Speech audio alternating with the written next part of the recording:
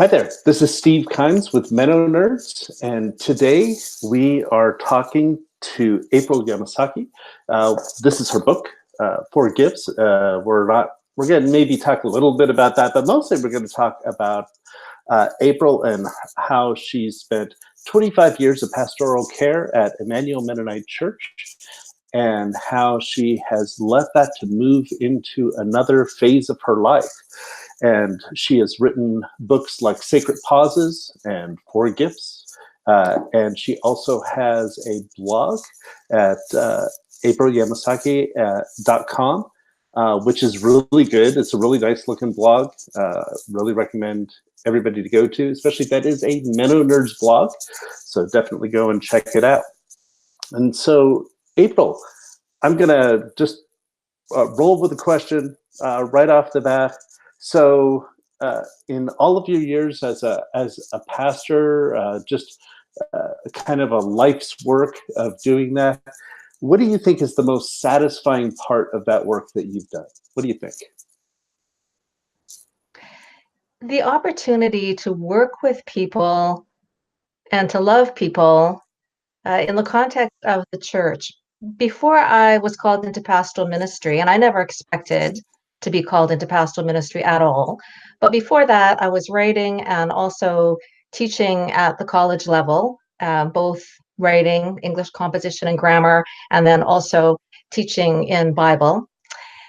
And when I moved from that to the church, people would ask me, well, do you miss teaching? And there were some things that I missed about teaching, definitely not the marking, but I missed being involved with young adults in that kind of college setting.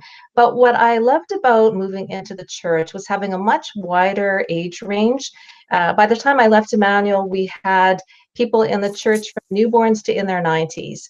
And to be able to lead the church and to be engaged in people, and in many cases to see their lives transformed by God, by their relationships in the church, was just a wonderful experience to be a part of. That's really good. I was just listening to somebody else talking about how they were a pastor and they moved into teaching work, and how different that was. What would you say that maybe you appreciated about being a pastor that you're just like, oh, well, you just said that, but how about the other way around? Is there something as a teacher that you're like, oh, I really like this, and I kind of miss this as being a pastor? Well, what teaching and pastoral ministry had in common for me was that teaching element, communicating, and I thought of myself mainly as a communicator long before I thought of myself as a pastor. And so, that commonality in being able to communicate around important values, important situations in life was common to both. I think in pastoral ministry, that was much broader, because in the context of teaching, I didn't as often have conversations with people or were engaged with people when they were close to death, for example, or at a younger age, considering baptism and making those first few steps of faith. So I think that those life situations that are so deep and so rich, and really, as part of a family or as part of a church as a pastor, those are the times when you get to engage with people in some of those more intense life experiences. So it's almost like as a pastor, you were able to be involved with people in many different areas of people's lives that you wouldn't necessarily be able to as a teacher. Yes, that was one of the precious things. So let me ask you this. I mean, a few months ago, you left your pastoral ministry, and I just want to say, in reading your blog and all that, I really appreciate how thoughtful and careful you were about leading that pastoral ministry, recognizing, yes, I've spent a lot of time here, and now I'm going, and there's going to be hurt feelings and all of that. But I wanted to ask you, as far as you and where you're at now, do you have any regrets about leaving pastoral ministry or that particular aspect of pastoral ministry? Do you feel like, oh man, I wish I would have done this, or maybe this should have gone differently? You know, I can't think of anything right now that I would say that.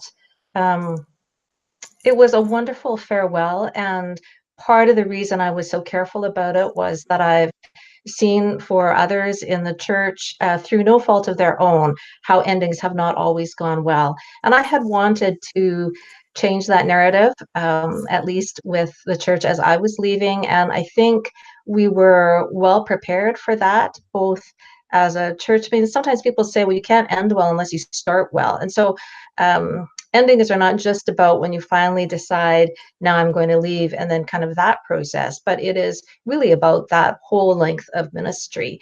And for me, I think because I came in and I followed I followed a pastor who had not had an easy ending with the church. I think that made me more careful how I began. And I would sometimes think, well, I don't want to be engaged in ministry and to regret this piece, or when I think of it, you know, how will I do this so that I don't end up being full of regret over how I made this decision. So I think those kinds of things were good preparation.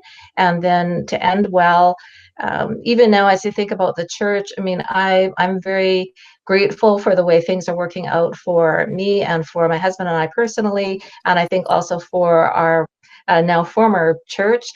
They also are making some good decisions. They have a transitional pastor, and I think are moving ahead in a good way. And so all of that is confirmation, I think, that this was a good time to be leaving and a good transition. Well, if a pastor was going to be leaving their congregation and head into some other work, or head to another church, what would be some things that you might recommend to that person? Say, well, you kind of remember to need to do this, or here's a resource that might be good for you to look at. Do you have any recommendations along those ways? Well, I actually have a second blog called whenyouworkforthechurch.com. So I think everybody ought to read that, in part because I talk about some of those difficult transitions. And I've had people contact me who have had difficult leave takings from the church or Christian organization. And they have contacted me privately through email or Facebook Messenger and said, you know, this was so difficult, and I have left the church. I can hardly go into a church again, and I haven't talked about this with anyone for the last 10 years. And suddenly they felt like they could talk about that because they read about some of the difficult experiences that I talk about on the blog. So I think that would be one resource to become familiar with what not so good endings look like, and then to think about what do you envision would be a good ending, a healthy ending. So for Emmanuel, being a very congregational church and a congregational call, there wasn't a denominational structure that dictated how that ending would happen.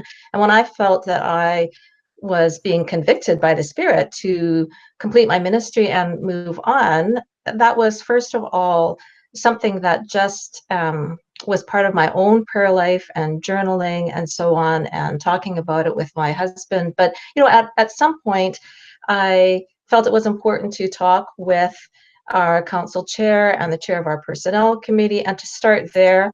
And then the circle kind of widened, so that by the time it was announced to the church at large, it actually felt like quite a natural progression for me. And I think although for some in the church it was unexpected news, I think the way it was processed with the leadership was helpful in how we then went about our leave taking. And before it became public, I had talked with our council chair and our vice chair and asked them, if I were to be completing my ministry, how much notice would you like? And our vice chair said 6 months, and our chair said, well, 6 to 12 months. And so it was about, I think, 7 months by the time we actually announced it and made the decision to move forward.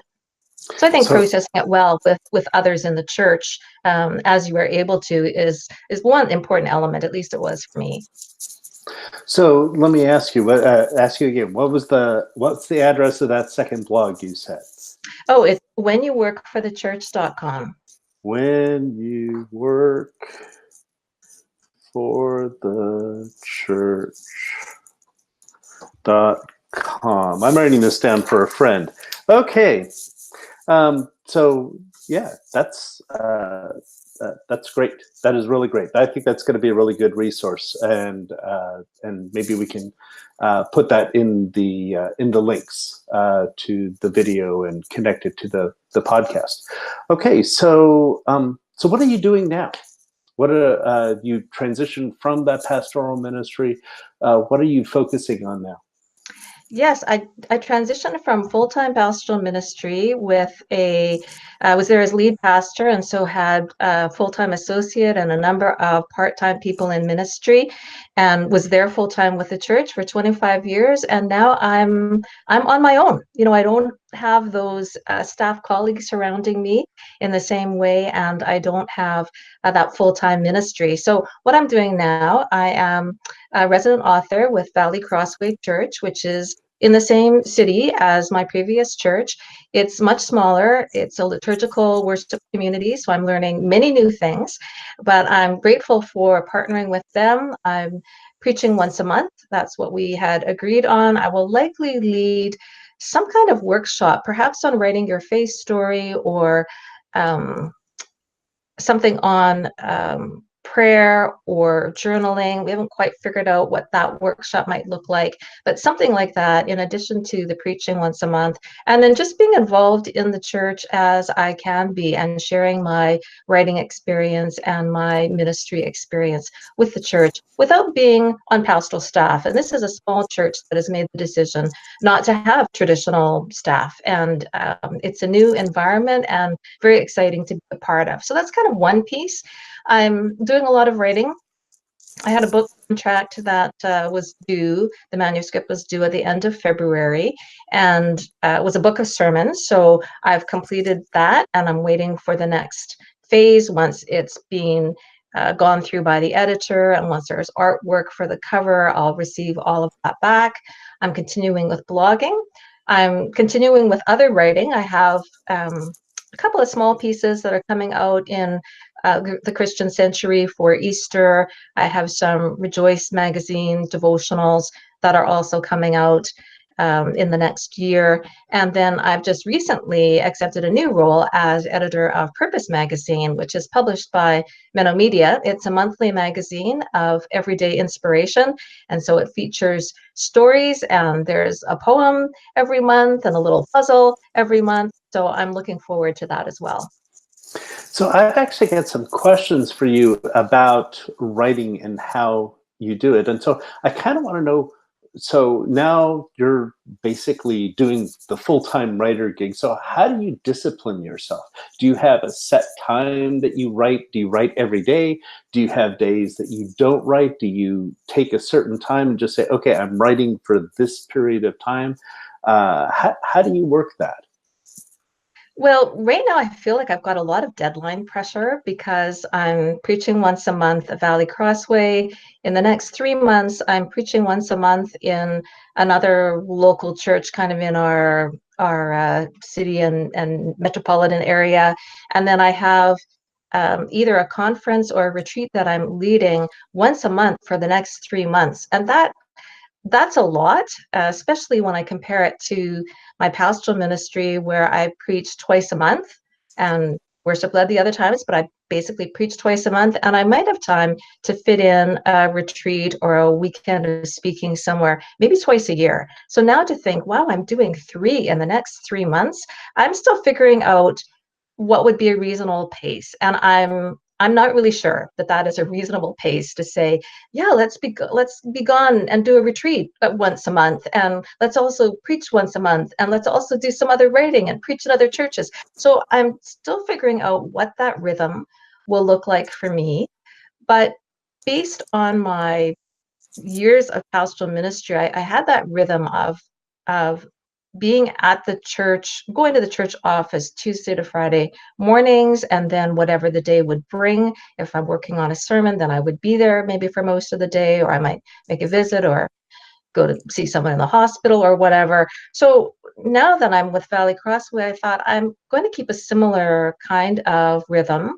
I was used to doing my blogging on Mondays and some of my other writing on Mondays. So I still do that at home, but I'm at the office for Valley Crossway, which is a great gift to me, Tuesday to Friday mornings. And I try to be there in the mornings and not spend all of that time on email and such, but actually try to write. But that's a challenge too, I'm finding, especially because I'm connecting with people who are in other time zones. And so all of a sudden, um, my wanting to connect with someone at 10 o'clock in the morning, or if I want to connect with someone in the afternoon, no, it doesn't work for them because of the time change. So now I need to connect with them in the morning instead. So I'm still kind of figuring those things out. Right. Yeah. No, I have the same problem. It's actually, it's one of the things I really appreciated about this interview is that you and I are on the same coast.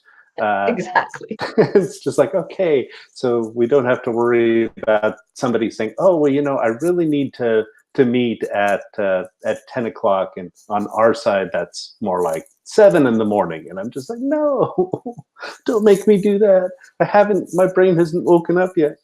Anyway, yeah, I totally get that. So do you okay, but the thing is that I look at your schedule. I'm thinking about what it is as a pastor. So you have 1 day a week that you are blogging, and then you have a sermon to write. And it sounds like you only had a sermon like every other week or something like that. But still, you also have books that you're writing and other articles that you're publishing. And I'm figuring, how do you schedule all that in? Are you like some sort of Stephen King that you can just write mass volumes of material, or are you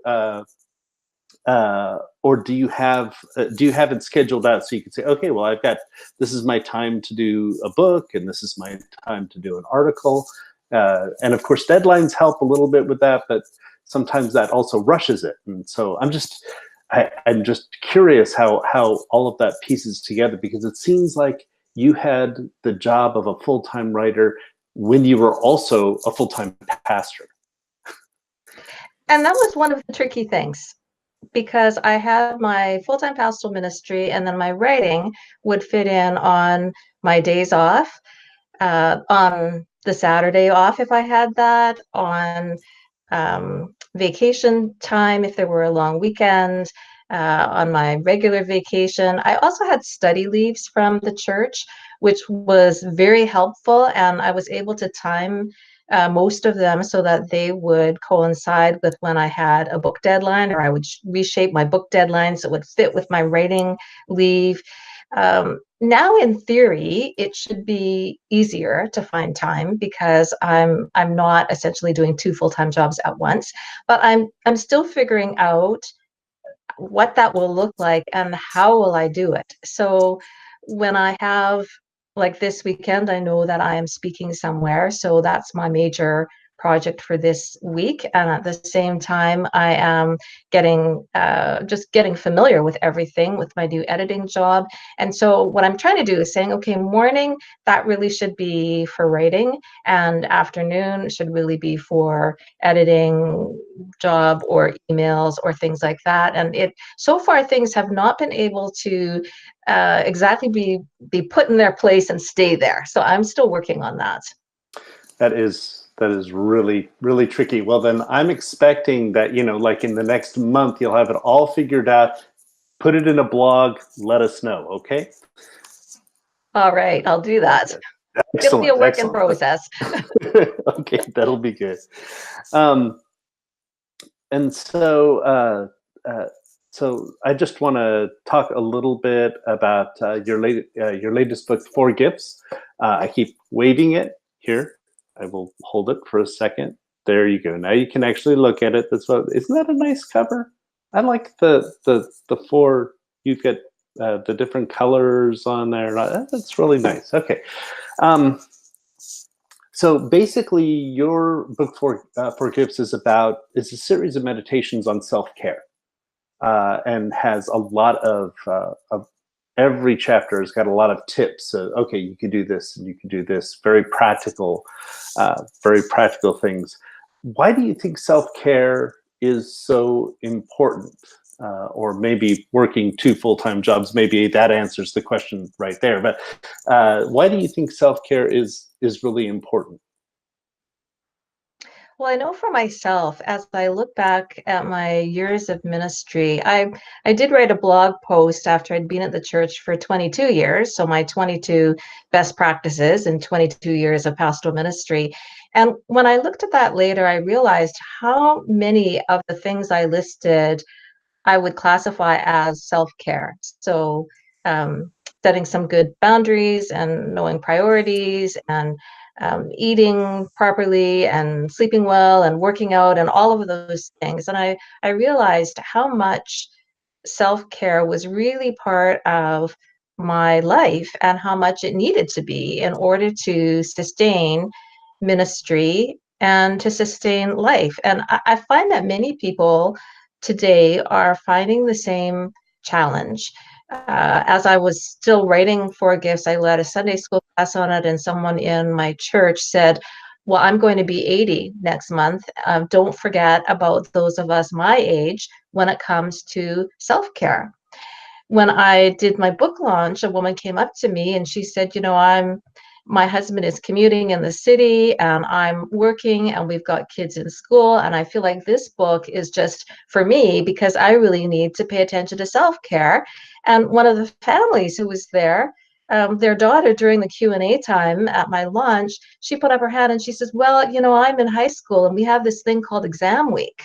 So it seems at every level, people have different challenges of self-care.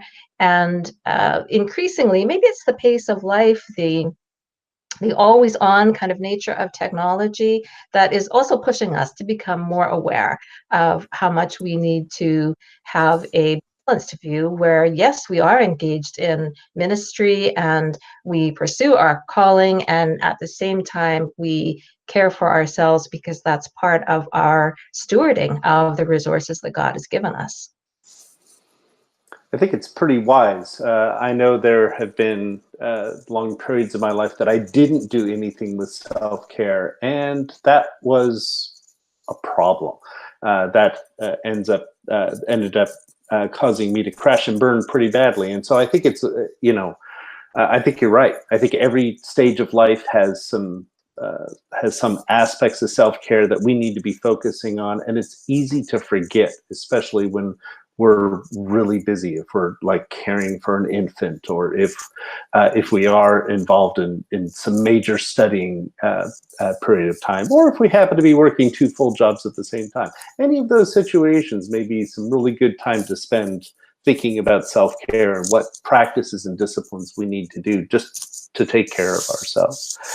One of the things that you mentioned in the book is you reference your previous book, Sacred Pauses. And I know that everyone that is watching or listening to this, they've all read the book Sacred Pauses, but just in case somebody happens to have missed that one, what is a sacred pause and why do you think that that is important for self-care?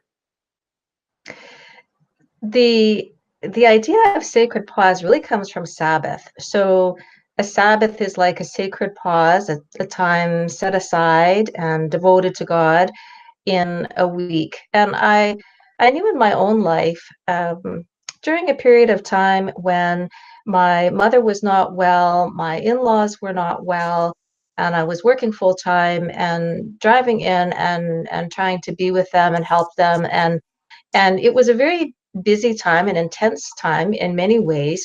And I would think to myself, well, I can't just wait till the weekend to feel refreshed because I'm going to be worn out. What I need is I need a sacred pause every day, more than simply Bible reading and prayer in the morning, but a sacred pause that could refresh and renew. And so sacred pauses is really about how do we find personal renewal through spiritual practices. And some of that is through prayer or Bible reading, but also through music, having fun, many different ways of being able to have a sacred pause.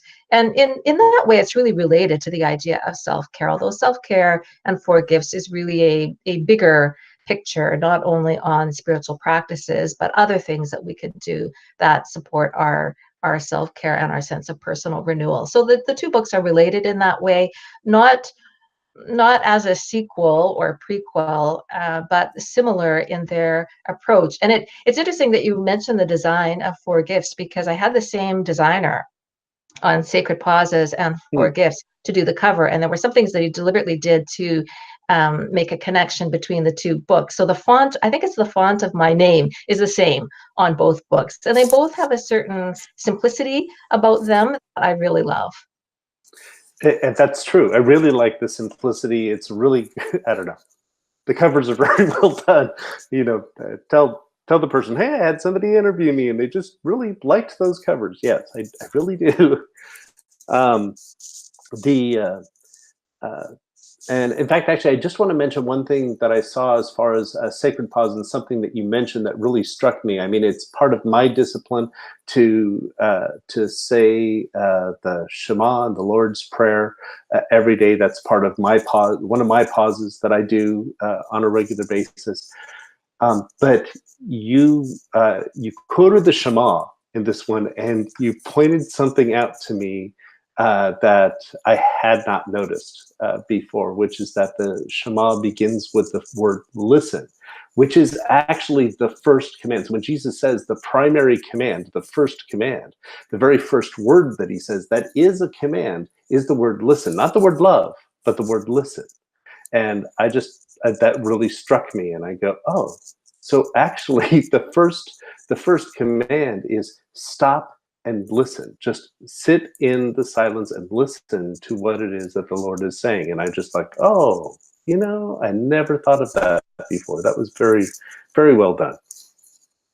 And I find that amazing, because it was really, as I was reading scripture for worship and as I read it, I suddenly realized that. And even though we may read and reread and repeat and memorize different things, the word is new and it comes to us fresh.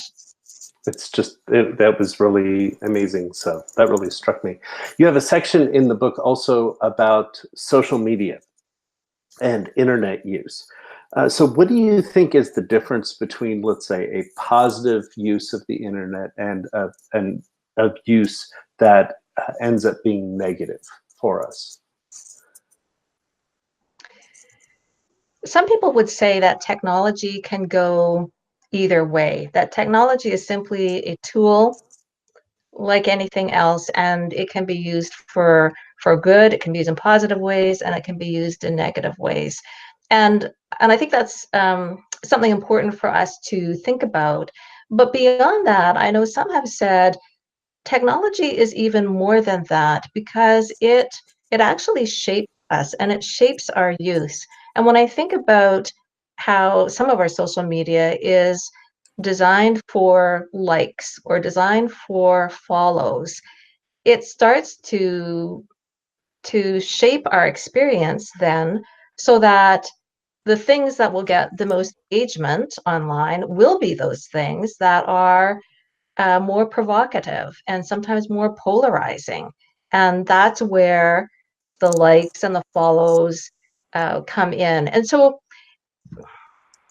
there's part of me that says, yes, it is a tool. It can be used for good or ill. And I've certainly seen that. There is a real connection that I find with different people through social media or through something like this. When will we sit down together and have this kind of conversation? And so that can be very positive. And I've also seen some very negative uses. But I want to be cautious about where social media does actually shape us and encourage us to that bent side, to that negative side. So for myself, I find it helpful just to take a social media Sabbath once a week, and I talk about that in one of my books, and I still try to do that. Not perfectly so, but that's still my intention, and not because social media is bad, but because it helps to remind me that it is also not always the best, and taking a break is a good thing, and to focus on some other things and people in real life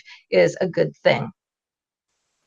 It's true. And I think Robert Martin and we had a discussion about talking about how social media is addictive and how, in a sense, the format of, at least the format of certain social media, Facebook and Twitter, it's actually formed in order to be addictive. Kind of like how cigarettes were formed to be addictive. There's certain social media that's formed in that way, that is encouraging us to seek out affirmation in things that just aren't really necessary.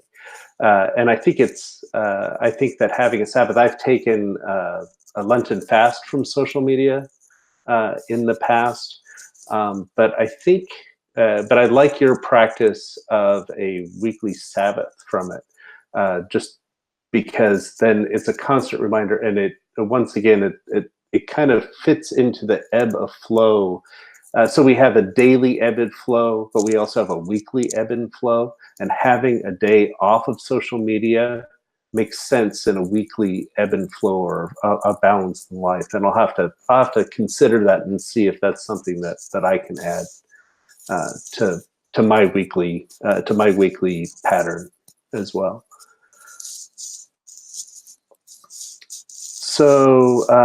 So one other thing I just want to ask. So another section of the book talks specifically about our minds and how to keep our minds healthy. Can you do you remember some of the tips that you gave, or some of the things? How do we keep our minds healthy in a society that is bombarding us a lot, or maybe maybe social media hasn't been too healthy, or maybe we're dealing with a lot of trauma?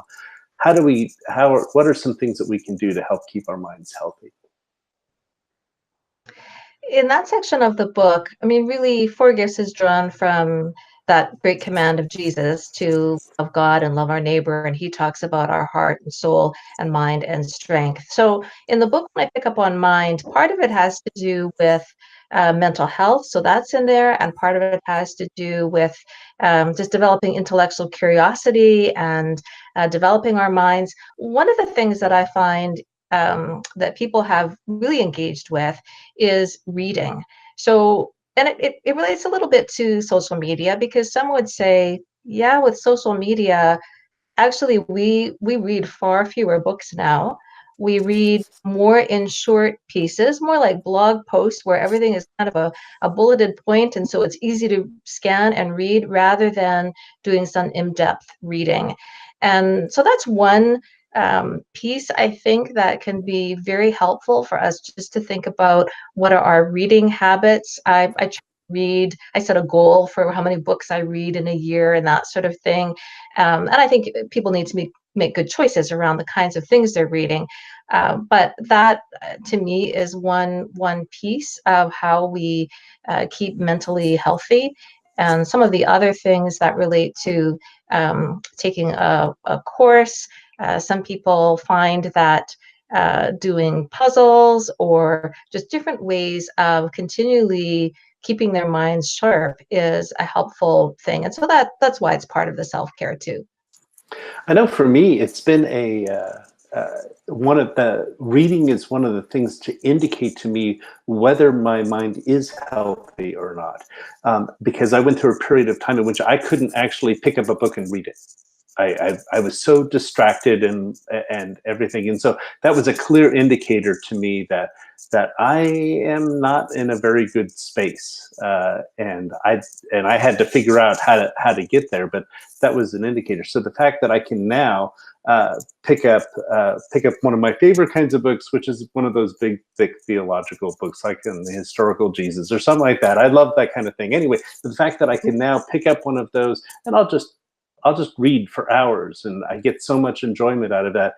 The fact that I can do that again is a good sign. A good sign for me, and also keeps my mind, because there really is a different kind of thinking to read something long rather than to reading a bunch of short pieces. And so that makes sense to me. Well, that's fantastic, Steve. For me, it's fiction because I've mainly been reading nonfiction, but I used to read fiction and I used to read more poetry too. When I left pastoral ministry in November, the church had invited people to give a card, and so I had a huge basket of cards. But in that basket of cards, someone had also given me a novel.